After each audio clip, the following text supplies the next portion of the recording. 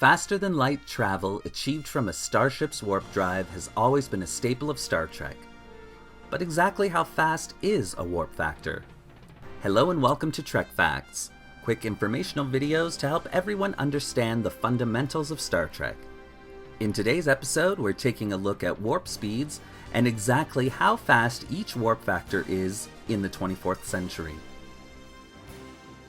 The warp scale was rewritten in the 24th century, and so if you're interested in seeing how fast warp speeds were in the 23rd century, please refer to episode 2 of Trek Facts.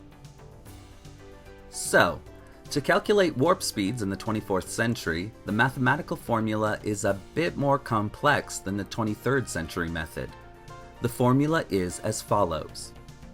Velocity equals the speed of light times the warp factor to the exponent of 3.3333 plus a logarithmic equation f times w. I won't try to explain it to you as it's very complex, but I will say this. When a ship reaches warp 9, this is where the logarithmic equation really changes the speed of the ship immensely. So let's break this down into a real-world sense. So again, we'll use the trip to Alpha Centauri to demonstrate the speed. Alpha Centauri is the closest system to the Terran solar system, or us, and it's about 4.22 light years away. So, as with 23rd century warp, a trip from Earth to Alpha Centauri would take about 4.22 years. Warp 2 would only take about 156 days in the 24th century, whereas it would take 196 days in the 23rd century. Warp 3 would see us arrive at our destination in 39 days instead of the 58 that a 23rd century starship would take at the same warp factor. Warp 4 is 15 days, Warp 5 is 7 days, and Warp 6 is 4 days. This is a huge difference when compared to 23rd century warp. Warp 4 taking 25 days, Warp 5 taking 13 days, and Warp 6 taking 7 days. Warp 7 makes Alpha Centauri only 2.5 days away, as compared to the 4.5 days a 23rd century traveler would take to arrive there. Warp 8 is only a day and a half, whereas a 23rd century traveler would take 3 days. Warp 9 is where everything really starts to change. At Warp 9 itself, it would take us only a day to get to Alpha Centauri.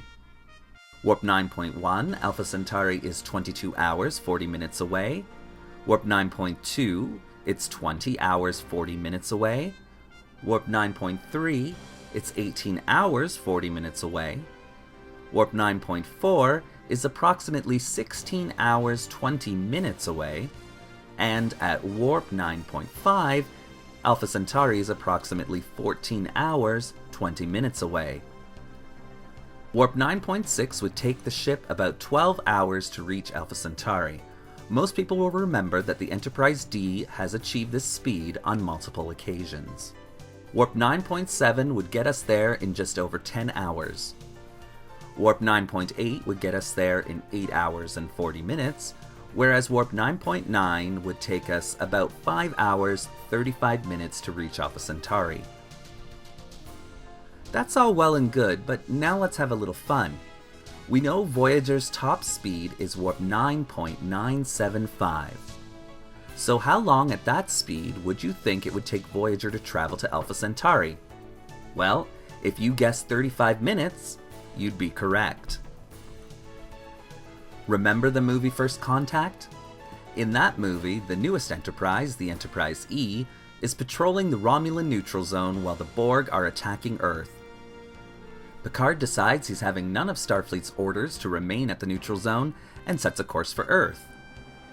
One of the most frequent warp questions I get asked is it possible for the Enterprise E to have made it back to Earth in time to engage the Borg? Well, truth is, we don't exactly know how far Romulan space is from Earth.